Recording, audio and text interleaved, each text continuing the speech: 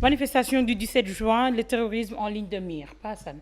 mu terrorisme lan mooy terrorisme sax. waaw xam nga daaw heure bii daaw la ñu voté woon loi boobu concerné terrorisme. oui Sénégal.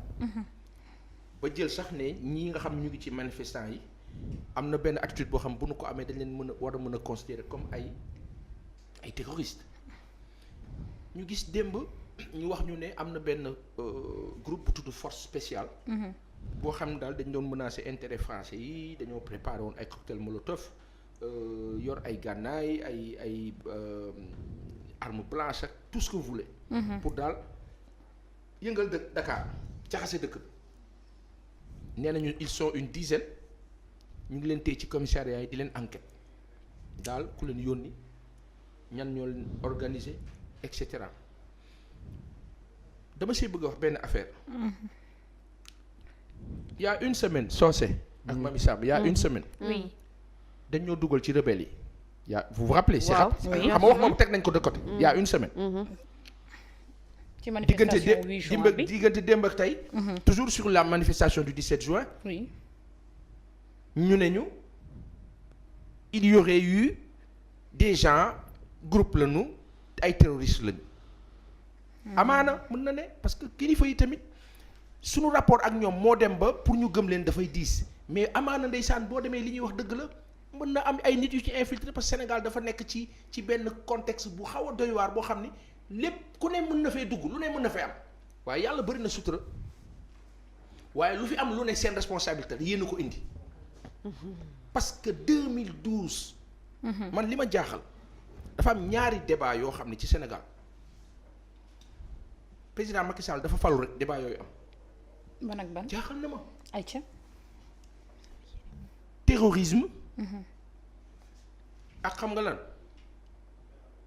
terrorisme. terrorisme ak ban. Mamy Samb ak Socé. terrorisme. ak rébellion. déedéet. terrorisme. ak mbiram borom ñaari tur. 2012 la ñaari débat yooyu tàmbali xaw ma nag lu tax te nekkul woon sunuy mbir mais nguur bi dafa falu rek débat yooyu dugg ñu nekk ci ay. est-ce que wala ndax non parce que simplement il s'est passé une chose en 2011 Kadhafi sàkkal nañ ko pexe. 2012 président Macky Sall ñëw diggante boobu ñu taal Mali France ñëw ne daf koy fay te mooy pyromane bi ne daf koy fay si mu jur fi ñu indi tey jihadistes yi yeeg tout ce qu'on veut président Macky Sall ñu teg ko ci gaam boobu discours am yëpp. malheureusement ci lañ ko génnee ci projet bu baax bu mu amoon bu tudd yoonu yokkute dugal ko ci plan Sénégal émergent muy projet bu bon bu yeboo kilifa yi mer ala projet ba bon baaxul si ñun projet la boo xam ni banque yi lay lebal ay tubaab lañu dañ lay lebal ak ay taux d'intérêt yu fort di nga leen di delloo sa xaalis biñ la lebal ñoom ba pare ñoom xaalis boobu seen ay agent seen ay employés yu amul liggéey seen ay dëkk ñooy ñëw jëlaat ka gis ngeen ni ñoo taxawee ak ñun.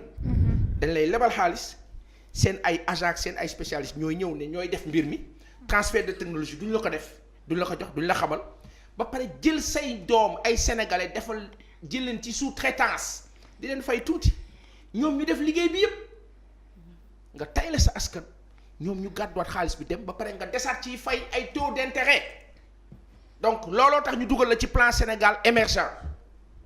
nga topp sénégalais yi naan leen plan Sénégal émergent moo jur TER moo jur BRT jur yooyu yëpp maanaam yoonu yokkute président bu ci nekkoon dina dem dans le social sincère. dina dem dans la construction nationale sincère mais dañ ko siy génne dugal ko feneen malheureusement mu nangu ko mu jural ko tey échec cuisant.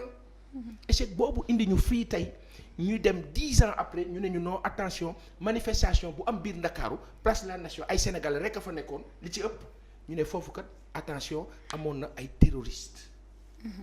yàlla ñu ci yàlla musal. yàlla na yàlla sàmm Sénégal. sàmm kilifa yi sàmm nu. waaye kilifa ba jiitee jaboot li moo wax di ko génne dafa war a doon dëgg. warul nekk loo xam ne tey da ngay psychose ñun depuis 2012 ñu ngi dund psychose. c'est le ñu mot ngi dund tiitaange. ñu ngi dund ñàkk. ñu ngi dund jaaxle. ñu ngi dund méli-mélo xamuñu kan mooy kan lan mooy lan da ngay taxaw ak nit sax muy wax yow doo ko wóolu lii xew ci réew mi ndax lan un état bu mel ni dañ ko diligenté mel ni moom libre mel ni ku noo defloo te pourtant ki leen di defloo wala ñi leen di defloo démb ñu ngi woon fee te ñoom dañoo perdre seen majorité fële ca France. mu di Macron daf ko perdre te ndeysaan xoolal. wax amul dara xewul de ak civilisationnel. dara xewul de. ak sens élevé d'état boo xam ni yoo sax yëngatuwul. ñu gérer ko tranquille il va aller vers la cohabitation tranquillement avec Mélenchon y a pas de problème ils vont s'organiser et l'état continue pendant ce temps yow ñu ne la non yow salfaañal sa dëkk parce que ñun suñu ay intérêt dafa am nu mu war a tëddee nga mel ni ku ko nangu wax ñu da nga kaa nangu de mais dafa mel ni ku ko nangu parce que doxalin bi yëpp dafa dem ci sensu au profit de et ça c'est un problème donc ces terroristes là dont on parle malheureusement police mu ngi ci enquête amaana fii ak i fan dinañ ñu wax ne dëgg la wala du dëgg mais li wóor ba wóor mooy malheureusement psychose bi doon tax Sénégalais yi nii dañuy toog duñu marche duñu génn duñu kii psychose boobu jàll na la preuve bi ñu ne casserole xam nga ni ñu ne casserole réew mi yëpp di wax ci casserole journaux yi di wax casserole télé yi di wax casserole te yow président digle woo casserole mais sa opposant moo digle casserole kon yow loolu sondage la natt ci sa bopp nga changé doxalin mu rafet te pourtant ak yaa mën a def mu rafet bu doon benn seconde mën nga ko président ñun dañoo bëgg a dem coupe du monde bu leen jaxase dëkk bi bu jaxasoo ñun dañuy génne ci coupe du monde bi te tubaab bi loolu la ñu yàkkamti France bëggul dajeeg ñun te ñun foog ñu mas France quart de finale wala huitième de finale. mosaat leen. waa kay président bul yàq loolu. J'espère que ñoom duñ leen digal ngeen jaxase dëkk bi Sénégal bañ a dajeeg France. Mami alors merci Passa le 8 juin bi passé on nous parlait de rébellion ce 17 juin passé on nous parle de terrorisme le Sénégal est menacé à ce point. xam nga damay gàtt ci boobu wax. Je vais faire un speech très très court. oui. Allons dans le sens de demander à nos autorités dañ leen di ñaan lu jëm ci wàllum rébellion comme ñu ngi enquête pareeguñu lu jëm ci wàllum terrorisme ñu ne ñu ngi enquête pareeguñu ñu ngi ci commissariat ya ñoo ngi leen di laaj am na enquête serrée yu ñuy def ci ñoom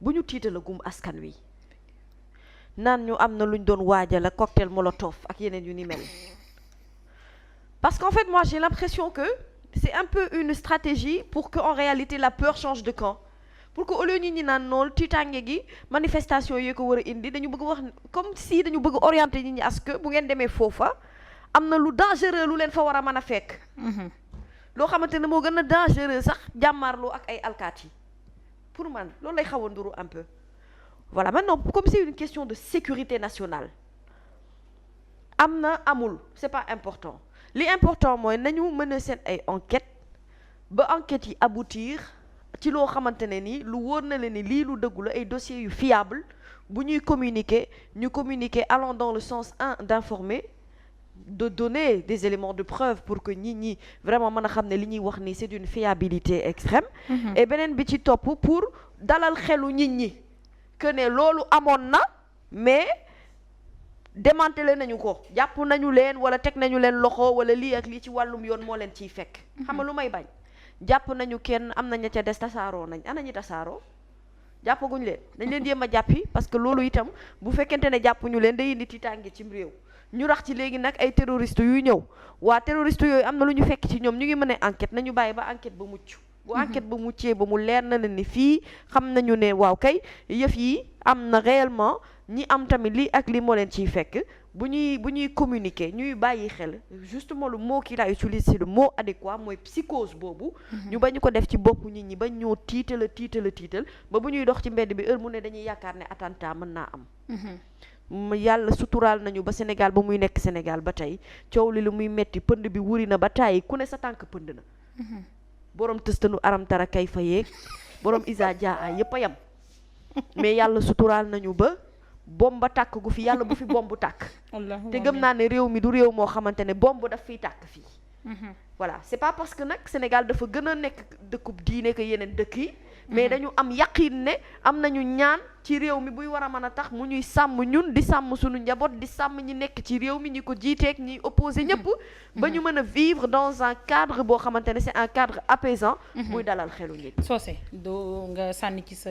sama donju xorom waaw danaa ci sànni sama donju xorom de. mu gën a safal cin bi mu gën a safal cin bi boo ci sànni foofu ngay sànni sa donju xorom. xam nga Socé ba pare jàllaat ci état bi bu doon bàyyi manifestation yi di am ndax du gën tey bi ñu annoncé seetlu nañu bi ñu annoncé concert bu casserole bi ba tey ñi nga xamante ne daawuñu adhéré sax ci marche yi dafa mel ni dañu adhéré ci concept bi est-ce que c'était pas plus judicieuse mu bàyyi ñi nga xamante ne ñoo bëgg a taxaw wax def seen liiwu ñaxtu d'après manifestation 8 juin yi nga xamante ne defoon nañ ko est-ce que du woon gën ñëpp taxaw ku war a wax après suñu paree ñëpp ñibbi seen kër lii est-ce que du beneen forme boo xamante ne mooy gën a graaw sax nga bàyyi nit ñi ñu taxaw wax seen xalaat. waaw wax naa ko léegi nee naa la forme boobu moo gën a efficace fuuf. mais xam nga démarche intelligente dafa am solo booy yor réew.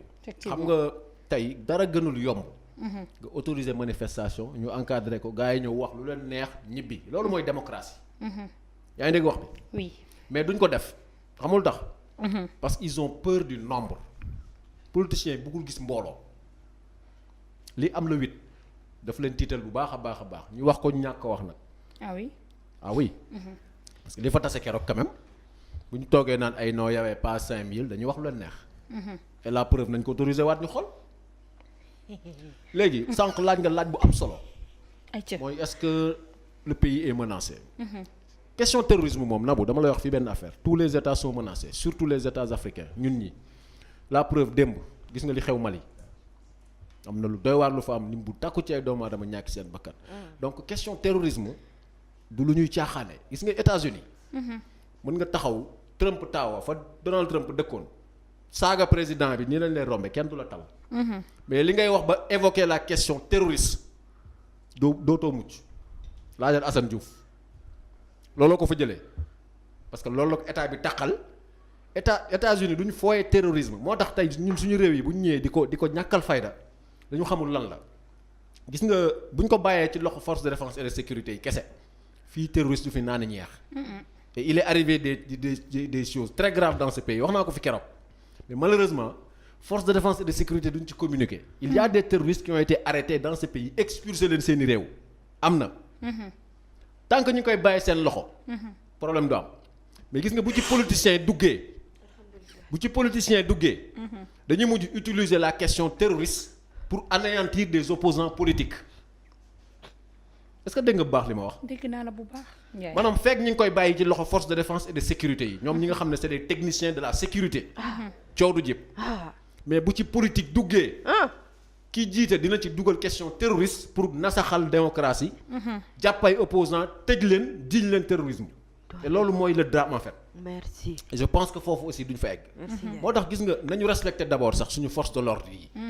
la question terroriste bu ñu koy évoquer ndax ñoom liñ ci xam ñun civils yi xamuñu ci lu toll ni bën puso. xalaatuñ ko xam te duñ ko wax. moo tax bu koy politiciens yi di évoquer dama naan mais ñii est-ce que xam nañ réellement li xew lan la donc côté boobu nañ ci def ndànk. ngelawaay nañ xeex terrorisme bu mu fi naan ñeex moom mais nag buñ ci sukkandiku mukk ba anéantir un opposant ou des opposants politiques et loolu rek lañ ci bañ.